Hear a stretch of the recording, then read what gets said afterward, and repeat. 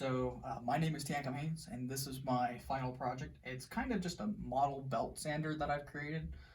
It's got, for the four components, it's got a keypad user input. It's got an ultrasonic range sensor finder, whatever you want to call it.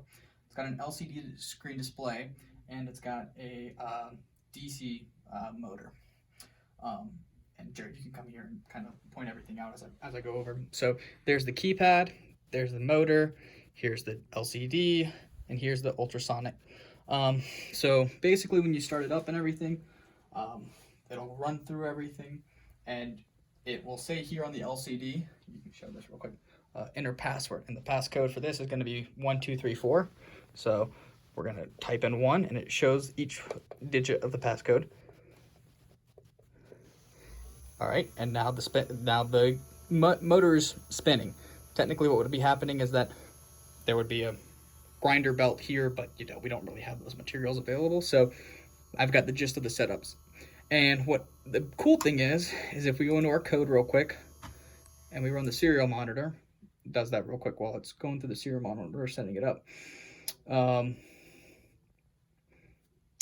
We'll see that the ultrasonic range sensor is, and you can show this, Jared, the ultrasonic range sensor is getting a distance measurement in inches. And as long as I put the code underneath 15 inches, which is what I have set up in my code as a safety default, then it will turn on. So back up, Jared. And now to turn it off, I just put in a different passcode that's not in there.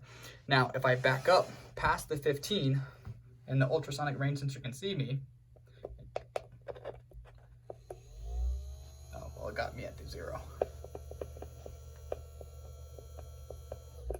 Yeah, here, I got this one.